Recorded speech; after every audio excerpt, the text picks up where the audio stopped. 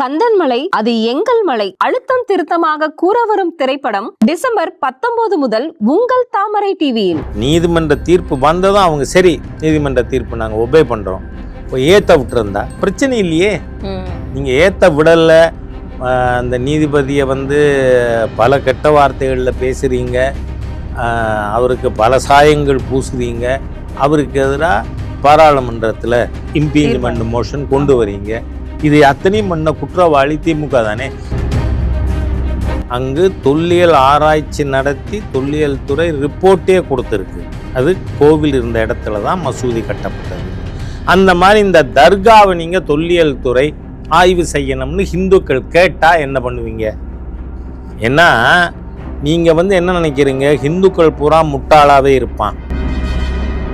சிக்கந்தர் பாதுஷாவினுடைய கல்லறை கோரிப்பாளையம் மசூதிக்குள் இருக்கிறதுன்னு அதில் நீங்கள் எழுதியிருக்கீங்க.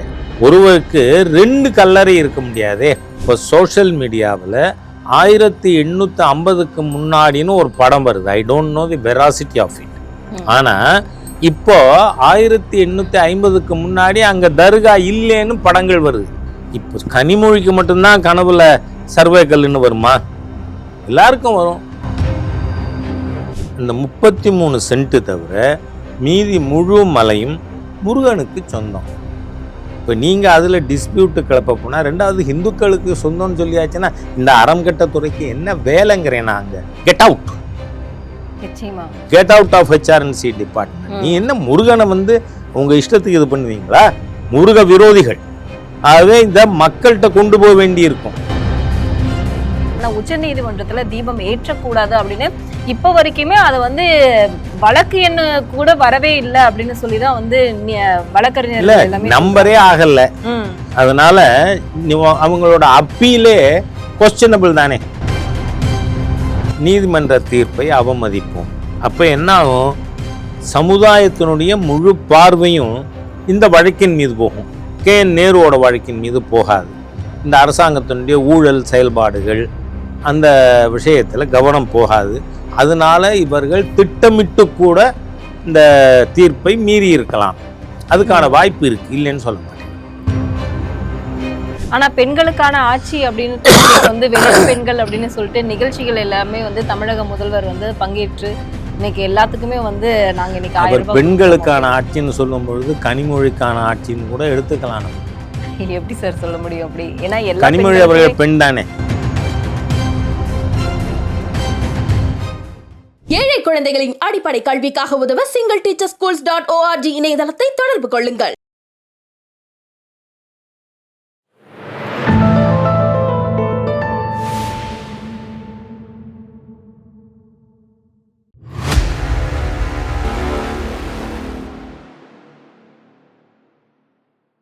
தாமரை டிவி நேயர்களுக்கு அன்பான வணக்கம். இன்று நமது நேர்காணலில் சிறப்பு விருந்தினர் தேசிய செயற்குழு உறுப்பினர் H. ராஜா அவர்கள் நம்மோடு இருந்திருக்கிறார். சார் வணக்கம் சார்.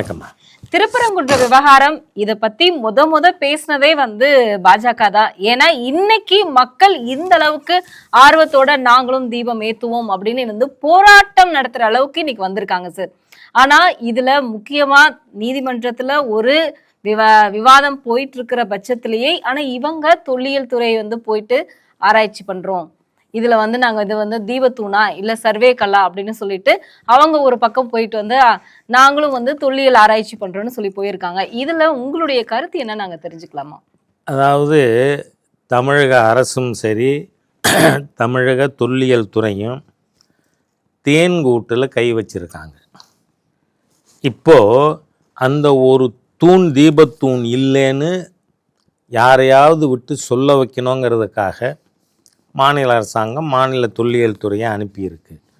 ஆமாம், அது சிக்கந்தர் தர்கா தானா அப்படின்னு எப்படி அயோத்தி ராமஜன்ம பூமியில் இருந்த அந்த பாபரி மஸ்ஜிதை சுற்றி அங்கு தொல்லியல் ஆராய்ச்சி நடத்தி தொல்லியல் துறை ரிப்போர்ட்டே கொடுத்துருக்கு. அது கோவில் இருந்த இடத்துல தான் மசூதி கட்டப்பட்டதுன்னு. அந்த மாதிரி இந்த தர்காவை நீங்கள் தொல்லியல் துறை ஆய்வு செய்யணும்னு இந்துக்கள் கேட்டால் என்ன பண்ணுவீங்க? ஏன்னா நீங்கள் என்ன நினைக்கிறீங்க, இந்துக்கள் பூரா முட்டாளாவே இருப்பான், அவனை எப்படி வேணாலும் நாம் மறிக்கலாம் மடக்கலாம் அப்படின்னு நினைக்கிறீங்க. இந்த ஒரு ஸ்தம்பத்துக்கு அது தீபஸ்தம்பமா இல்லை தூத்துக்குடி எம்பி கனிமொழி அவர்களுடைய கனவுலே உதித்த சர்வே கல்லா அப்படிங்கிறதுக்கு போயிருக்கீங்க. இப்போ மொத்த இதுவும் காரணம் என்ன? எனக்கு லாஜிக்கலாக சவுண்டு பேக்ரவுண்டோடு பேசுகிறேன்னா காரணம் என்னன்னு சொன்னால், தமிழக சுற்றுலாத்துறையினுடைய கையேட்டில் ப்ரௌசரில் அவங்க சிக்கந்தர் பாதுஷாவினுடைய கல்லறை கோரிப்பாளையம் மசூதிக்குள் இருக்கிறதுன்னு அதில் நீங்கள் எழுதியிருக்கீங்க. ஒருவருக்கு 2 கல்லறை இருக்க முடியாதே, வாய்ப்புகள் இல்லை.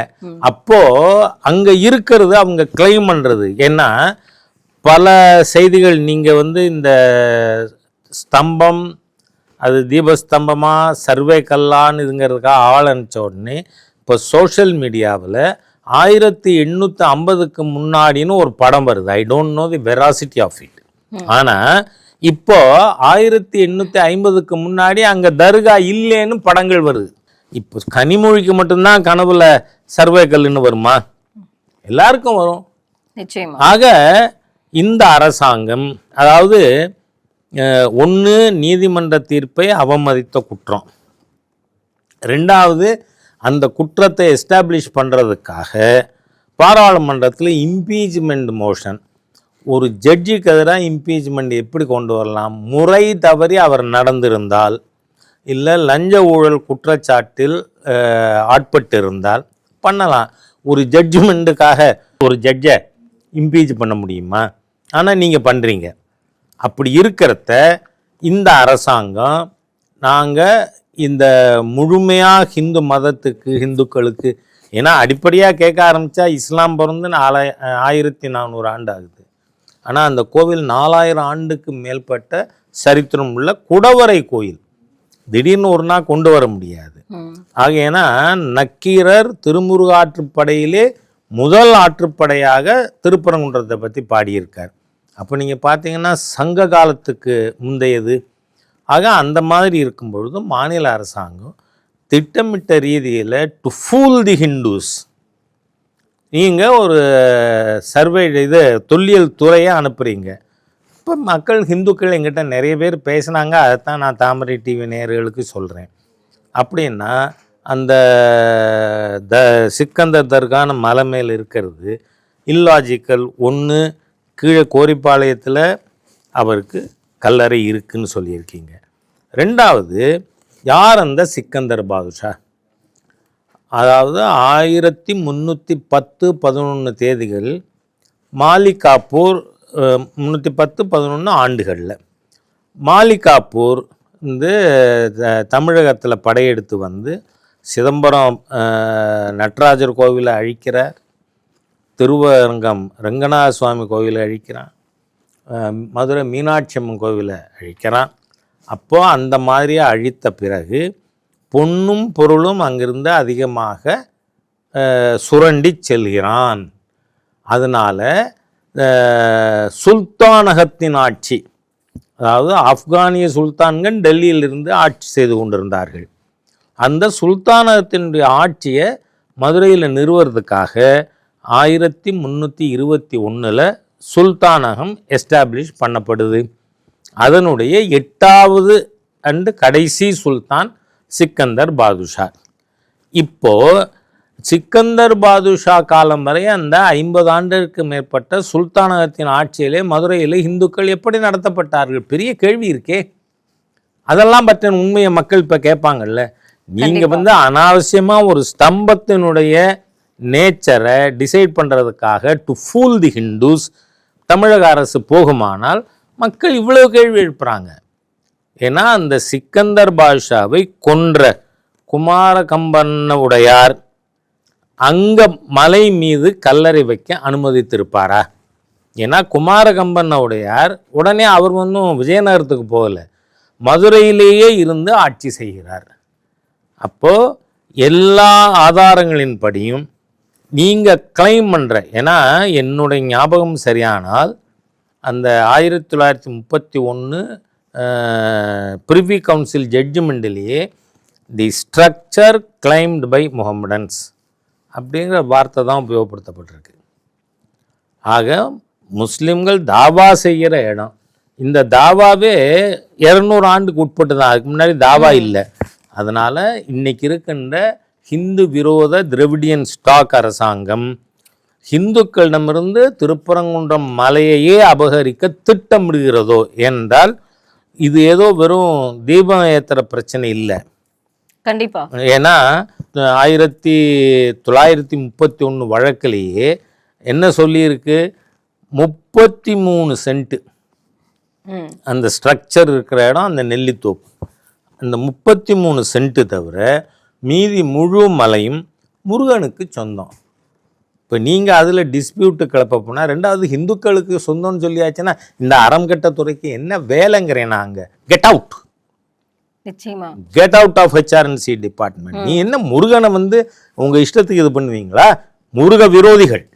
ஆகவே இந்த மக்கள்கிட்ட கொண்டு போக வேண்டி இருக்கும். தீர்ப்பு சொல்லக்கூடிய GR சுவாமிநாதன் ஐயா கூட இத பத்தின எல்லா விஷயத்தையுமே தெரிஞ்சு தானே சார் வந்து தீர்ப்பு சொல்லியிருப்பாங்க. அவர் நேர போய் அளந்து பார்த்து சொல்லியிருக்காரு. நான் 64 சொச்சம் மீட்டர் 200 அடிக்கு மேலே இருக்கு, அவ்வளவு டிஸ்டன்ஸ் இருக்கிறத இதுக்கும் மலைக்கும் என்ன வந்தது? உங்களோட பவுண்டரிக்குள்ளே இருக்கணும். ஏன்னா அன்னைக்கு அந்த ஜட்ஜ்மெண்ட்லேயே இன்னொரு விஷயம் தெளிவாக சொல்லியிருக்கு, தி ஸ்டேட்டஸ் குவா ஷுட் பி மெயின்டைன். அது எந்த நிலையில் இருக்கிறதோ அந்த நிலையிலேயே பராமரிக்கப்பட வேண்டும். நீங்கள் அதை மீறுறீங்க, அதுக்கப்புறம் அங்கே பல கன்ஸ்ட்ரக்ஷன் நடந்திருக்கு. ஆகவே ஹிந்துக்களுடைய உரிமைகள் இப்படித்தான் ராமஜென்மபூமியை அபகரித்தார்கள் பாபர். ஆகவே ஒவ்வொன்றா இந்துக்களுடைய இன்னைக்கு இந்தியாவில் முகலாயர்கள் ஆட்சியில் 3000த்திற்கும் மேற்பட்ட கோயில்கள் அழிக்கப்பட்டிருக்கு, ஆதாரங்கள் இருக்குது. இன்னமும் இந்த அரங்கட்ட அறநிலைத்துறையில் அது தொடருது. இந்து கோவில் நிலங்கள் இப்போதுதான் அபகரிக்கப்பட்டு வருகிறது. அதனால் ஸ்டாலின் அரசு இதோடு நிறுத்தி கொள்ளாவிட்டால் இதன் பின் விளைவுகள் 26 ஏப்ரல் மேலே பிரதிபலிக்கும். ஆனா உயர்நீதிமன்றம் இதற்கான வழக்குகளை, அவமதிப்பு வழக்குகளை வந்து இப்போ வரைக்குமே வந்து நடத்திக்கிட்டு தான் இருக்கு. ஆனா உச்ச நீதிமன்றத்துல தீபம் ஏற்றக்கூடாது அப்படின்னு இப்போ வரைக்குமே அதை வந்து வழக்கு என்ன கூட வரவே இல்லை அப்படின்னு சொல்லிதான் வந்து வழக்கறிஞர்கள் எல்லாமே நம்பரே ஆகல. அதனால அவங்களோட அப்பீலே கொஸ்டினபிள் தானே. இந்த நீதிமன்ற அவமதிப்பு வழக்குக்கு எதிராக மாநில அரசு உச்ச நீதிமன்றத்திற்கு போயிருக்கிறத கூட உச்ச நீதிமன்றம் சீரியஸாக எடுத்துக்கலை. It is not numbered even. அதனால இன்னைக்கு நிலைமை என்னன்னா, அமலில் இருப்பது உயர்நீதிமன்ற தீர்ப்பு, அதை மாநில அரசு அவமதித்திருக்கிறது, அவ்வளவுதான். இப்போ எல்லா மாநிலத்துல இருக்கக்கூடிய முன்னாள் நீதிபதிகள் எல்லாருமே வந்து ஒரு கடிதம் எழுதி அதற்கான கையெழுத்து போட்டு GR சுவாமிநாதன் ஐயாவுக்கு வந்து ஆதரவாக இன்னைக்கு வந்து பேசியிருக்காங்க. அது மட்டும் இல்லாம திமுகவுக்கு வந்து ஒரு வார்னிங் இது அப்படிங்கிற மாதிரியான ஒரு செய்திகளுமே பரவி இருக்கேங்க சார். உண்மைதானே. நான் இது ஒரு நீதிபதி என்கின்ற தனி நபருக்கு எதிரான நடவடிக்கையாக நினைக்கல. இது நீதித்துறையவே மிரட்டுகின்ற செயல்.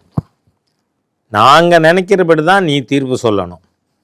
நாங்கள் இந்துக்களுக்கு எதிராக கொடு அப்படின்னு சொல்கிறோம்னா கொடுக்கணும் அப்படின்னு நீதித்துறை உண்மையின் அடிப்படையில் அல்ல, நீதியின் அடிப்படையில் அல்ல, அரசாங்கத்தின் அரசியல் கட்டளைக்கு நீதிமன்றம் அடிபணிய வேண்டும் என்கின்ற மிரட்டலின் வெளிப்பாடு தான் அந்த இம்பீச்மெண்ட் மோஷனே. ஆனா இன்னைக்கு வரைக்குமே திருப்பரங்குன்ற விவகாரத்தை மட்டுமே பேசிட்டு இருக்கக்கூடிய தமிழக அரசு மற்ற மீடியாக்கள் எல்லாமே வந்து KN நேரு விவகாரத்தை வந்து எடுத்து பேசவே இல்லை. அது மட்டும் இல்லாமல் முருகனுடைய சிலையை வந்து அதே இடத்தில் கொண்டு போய் வைக்கணும் அப்படின்னு சொல்லி திண்டுக்கல்ல ஒரு செய்தி வந்தது. அதை பத்தியும் வந்து யாருமே எந்த ஒரு மீடியாக்களுமே பேசவே இல்லையே. நீங்க இது கூட இருக்கும். அதாவது என்னன்னு சொன்னா, இவங்க இப்போ நீதிமன்ற அவமதிப்பு, ஏன்னா நான் அன்னைக்கு திருப்பரங்குன்றத்துக்கு போயிருந்தேன். அதாவது 3ஆம் தேதி தீபம் ஏத்தணும்னு சொல்லி 10 பேர் போகலான்னு நீதிமன்ற கைது நடவடிக்கைகள் கூட எடுத்துருக்காங்க இல்லையா? நீங்க அந்த கைதே இட்ஸ் அ ஃபேக்குங்கிறேன் நான். காரணம் என்ன, இது உச்ச நீதிமன்றம் ஏற்கனவே ஒரு தீர்ப்பு 77 கொடுத்துருக்கு. யாரை கைது செய்வதா இருந்தாலும் மெமோ கொடுக்கணும், நிச்சயமா மெமோ கொடுக்காம செய்யக்கூடாதுன்னு. ஆனால் இவங்க அப்படி பண்ணியிருக்காங்க. அது நீதிமன்றத்தில் நிற்காது. ஏன்னா நீங்கள் எங்களுக்கு யாருக்கும் மெமோ கொடுக்கலையே, என்னையே வழியிலே மறிச்சாங்க. என்ன அதுக்கே வந்து அவங்களால அது முடியாது. நான் ஏதோ போக்குவரத்தை தடுத்தேன்னு என் மேலே கேஸ். ஆனால் என் வண்டிக்கு முன்னாடி டிஎஸ்பி வண்டி இருக்குது, அதுக்கான ஃபோட்டோகிராஃபிக் வீடியோகிராஃபிக் எவிடன்சஸ் எங்கிட்ட இருக்குது. அது ஒரு பக்கம் இருக்கட்டும். ஆனால் இந்த அரசாங்கம் நாம் இந்த மாதிரி செய்வோம், நீதிமன்ற தீர்ப்பை அவமதிப்போம். அப்போ என்ன ஆகும், சமுதாயத்தினுடைய முழு பார்வையும் இந்த வழக்கின் மீது போகும். கேஎன் நேருவோட வழக்கின் மீது போகாது. இந்த அரசாங்கத்தினுடைய ஊழல் செயல்பாடுகள் அந்த விஷயத்தில் கவனம் போகாது. அதனால இவர்கள் திட்டமிட்டு கூட இந்த தீர்ப்பை மீறி இருக்கலாம். அதுக்கான வாய்ப்பு இருக்குது, இல்லைன்னு சொல்ல மாட்டேன். கண்டிப்பா சார். ஆனா இன்னைக்கு உங்களுக்கு கண்டிப்பா தெரியும், இந்த RSSல நூற்றாண்டு விழாவில் மோகன் பகவத் ஐயா அவர்கள் சொல்லியிருந்தாங்க, இந்துக்கள் எல்லாமே ஒன்று கூடி செயல்பட்டால் கண்டிப்பா இது வந்து ஒரு பிரச்சனையாகவே வந்து கருதப்படாது அப்படின்னு சொல்லியிருந்தாங்களே சார். இதுல உங்களுடைய கருத்து சார்? இல்லை, ஹிந்துக்கள் எப்பொழுதெல்லாம் ஒன்றுபட்டு இருக்காங்களோ அப்போ ஹிந்து விரோத அரசாங்கத்தின் செயல்பாடுகள் நடக்கிறதில்ல. ஊர் 2 வட்டா கூத்தாடிக்கு கொண்டாட்டம் அப்படின்னு கிராமத்தில் ஒரு பழமொழி உண்டு. அது இந்த திரவிடியன் கூத்தாடிகளாகத்தான் நமக்கு தெரியுது. காரணம், RSS கூட்டத்தில் அதனுடைய அகில இந்திய தலைவர் அவர்கள் பேசியது கூட திருப்பரங்குன்றம் பற்றி கேள்வி கேட்டதுக்கு, இங்கு இந்துக்கள் ஒற்றுமையாக இருந்தால் இந்த அளவில், ஏன்னா இது வந்து நீதிமன்றம் அதை கையாண்டு கொண்டு இருக்கிறது, அதனால் இந்த அளவிலேயே அது தீர்க்கப்படும் அப்படின்னு நினைக்கிறேன். வெளி மாநிலங்களும் சேர்ந்து இதற்காக போராடணும்னா அன்னைக்கு நாம் முடிவெடுப்போம் அப்படின்னு சொல்லியிருந்தேன். ஆனா சப்போர்ட் பண்ணுவோம் அப்படின்னு சொல்லி RSS சொல்லியிருக்காங்க. ஆனா இப்போ வரைக்குமே இந்த பிரச்சனையே பெருசாக கொண்டு போறதே RSS தான் அப்படின்னு சொல்லிட்டு திமுக தரப்புல இருந்து சொல்றாங்க. நான் என்ன சொல்றேன், அருண்டவன் கண்ணுக்கு இருண்டதெல்லாம் பேய். இன்னைக்கு தேர்தல் தோல்வி ஜுரம் ஸ்டாலின் அவர்களையும் திமுகவையும் பிடித்திருக்கு. அதனால் அவங்க எல்லாத்துலேயும் they see only RSS. But Hindu community இன்னைக்கு திருப்பங்குன்றம் இப்போ நாம் பேசி கொண்டு இருக்கும் பொழுது அங்கே உண்ணாவிரதம் இருக்காங்க. ஆமாம். யார், எந்த அமைப்பை சேர்ந்தவங்க? எந்த அமைப்பையும் சேர்ந்தவங்க, மக்கள், பொதுமக்கள், உள்ளூர் மக்கள், இந்துக்கள். அவங்க உண்ணாவிரதம் இருக்காங்க, போராட்டத்தில் இருக்காங்க. அதனால் இப்படித்தான் ஒரு காலத்தில் முல்லையாம் சிங் வந்து அந்த கட்டிடத்தை பார்த்தால் கண்ணை பிடுங்கி விடுவேன், அது பற்றி பேசினால் நாக்கை அறுத்து விடுவேன் அப்படின்லாம் சொல்லி பலரை கொல்லவும் செய்தார். 89 அங்கே கார்சேவாம்பொழுது போன ராமபக்தர்கள் கொல்லப்பட்டார்கள். இருந்தாலும் கூட ஹிந்து சமுதாயம் ஒன்றுபட்டு போராடி இன்னைக்கு அதே இடத்தில் ராமர் கோவில் அமைந்திருக்கிறது. அதனால் ஹிந்துக்கள் ஒற்றுமையாக செயல்பட்டால் நாம் இந்த 6 படை வீடுகளை காப்பது மட்டுமல்ல, தமிழகத்தில் இருக்கின்ற 40,000த்திற்கும் மேற்பட்ட இந்து கோவில்கள் அனைத்தையும் காக்க முடியும். அயோத்தியாக மாற்றுவதற்காக தான் பாஜக இப்படி ஒரு செயல்பாட்டை செய்து கொண்டிருக்கிறது அப்படின்னு வந்து சீமான் அவர்கள் குற்றம் சாட்டினார். அயோத்தியா மாறினா என்ன கண்ணு, இதெல்லாம் இதை எதிர்த்து உங்களால் ஒன்றும் முடியாத ராசாங்கிறேன் நான் சீமான். இல்ல சார், ஆனா அவர் சொல்றது போல இன்னைக்கு, ஏன்னா போன வருஷம் இந்த பிரச்சனை இவ்வளோ பெருசா ஆகல, அதுக்கு முந்தின வருஷமும் இது பெருசாகல. ஆனா இந்த வருடம் மட்டும், அதுவும் தேர்தல் வரதுனால வந்து பாஜகவும் பெருசு பண்ணது, திமுகவும் பெருசு பண்ணது அப்படின்னு சொல்லிட்டு அவரோட கருத்தை சொல்லியிருக்காரு. அவர் கருத்து என்னவா வேணா இருக்கட்டும், என்னோட ஸ்ட்ரைட் கொஸ்டின், இந்த அரசாங்கம் இப்போவே நீதிமன்ற தீர்ப்பை அடுத்து அந்த 3 பேரும் 10 CISF ஜவானும் போய் அங்கு தீபம் ஏற்றி இருந்தால் 1 மணி நேரத்தில் இஷ்யூ முடிஞ்சிருக்குமா இல்லையா? கண்டிப்பா. இன்றைக்கி ஏன் ட்ராக் ஆன் ஆகிருக்கு, ஏன் இது தேசிய அளவில் பேசும் பொருளாக இருக்குது? இதை பூரா எஸ்கலேட் பண்ணது இந்த ஆன்டி ஹிந்து டிஎம்கே கவர்மெண்ட்.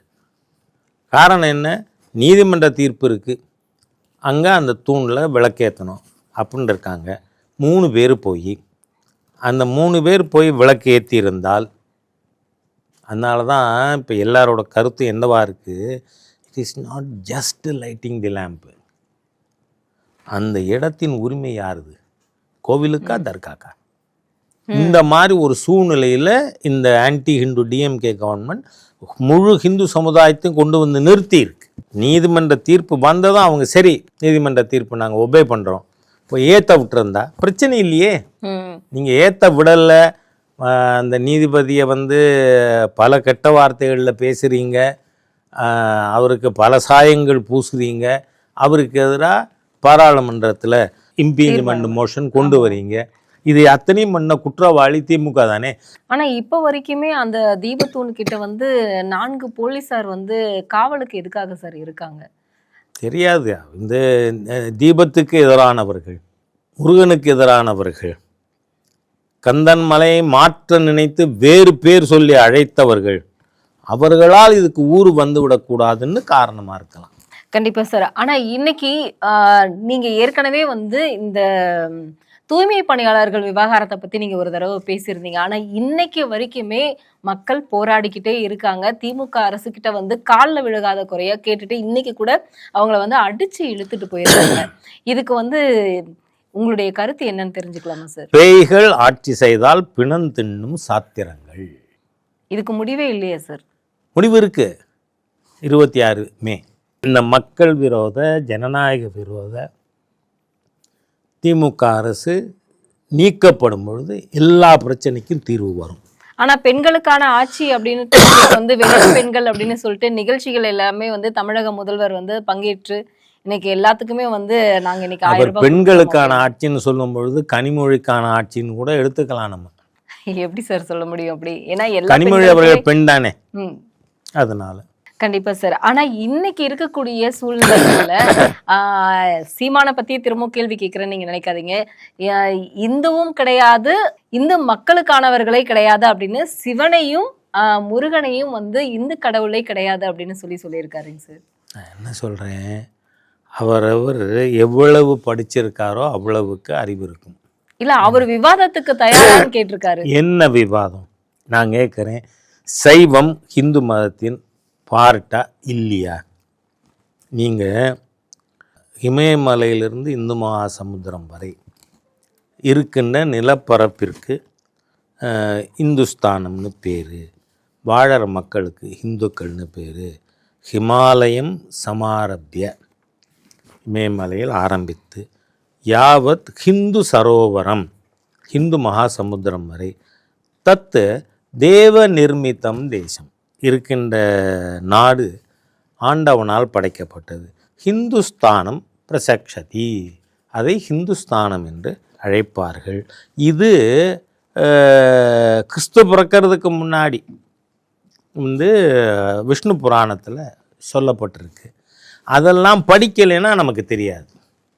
ஏன்னா இந்த திராவிடியன் ஸ்டாக் நிறைய பேர் என்ன பேசுகிறாங்க, வெள்ளைக்காரன் வந்து தான் நமக்கு இந்தியான்னே பேர் வச்சான்னு. நான் பலதரம் கேட்டிருக்கேன், வெள்ளைக்காரன் இங்கே எப்படி வந்தான், என்ன பேரில் வந்தான்? East India Company. வெள்ளைக்காரன் வந்ததுக்கப்புறம் நமக்கு பேர் இந்தியான்னு வச்சான்னா அவன் வரும்போதே எப்படி கிழக்கிந்திய கம்பெனின்னு வந்தான்? ஆகவே இவர்களுக்கு அது தெரியவில்லை. இந்த கால்டுவெல் என்கின்ற ஒரு நபர் வர்றதுக்கு முன்னாடி 1838, அதே மாதிரி 1840 ஜியு போப்னு ஒருத்தர் இங்கே சென்னைக்கு வர்றதுக்கு முன்னாடி என்ன நம் சரித்திரம் என்று சொல்லி கொடுக்கவில்லை. ஏனென்றால் இப்போ இருக்கிற இஷ்யூக்கே நான் சொல்கிறேன், நான் பள்ளிகளிலே 1310 311 மாலிகாப்பூர் என்கின்ற இஸ்லாமிய மதவெறியன் இந்த தமிழகத்தின் மீது படையெடுத்து வந்தான். அதுக்கப்புறம் சுல்தானகம் அமைக்கப்பட்டது. 8 சுல்தான்கள் இந்துக்களை எப்படியெல்லாம் கொடுமைப்படுத்தினார்கள். 40 ஆண்டுகளுக்கு மீனாட்சி அம்மனுக்கு பூஜை இல்லை, புனர்காசம் இல்லை, விளக்கு இல்லை, வழிபாடு இல்லை. ஆகவே இதெல்லாம் பாட புஸ்தகத்தில் எழுதியிருந்தா இப்போ யாரும் ஆட முடியாது இல்லை. நிச்சயமா. அதனால தான் இப்போ சொல்கிறேன், இந்த நாட்டின் உண்மை சரித்திரம் சரித்திர புத்தகத்தில் ஒவ்வொரு மாணவனுக்கு சொல்லி கொடுக்கணும். யார் மாலிகாப்பூர், இந்த சுல்தானகம் எது, எப்படி வந்தது, இதை மக்களுக்கு சொல்லுவோம், பாடமாக கொடுக்கணும். பாடமாக ஒரு பிறந்த குழந்தைக்கும் தெரியணும், மதுரை மீனாட்சி அம்மனுக்கு 40 வருஷம் விளக்கு இல்லை, வழிபாடு இல்லை. இருந்ததா இல்லையா இந்த நாட்டில்? தமிழ்நாட்டில் தானே மீனாட்சி அம்மனே வந்து தமிழ் கடவுள் இல்லையா? முருகனுக்கு அம்மா தானே. முருகன் இருக்கு, குட்டி சொந்தம், ஆடு சொந்தம் இல்லையா?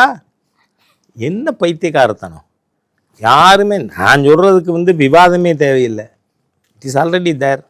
கண்டிப்பா. அதனால இதை மக்களுக்கு சொல்லிக் கொடுக்கும்.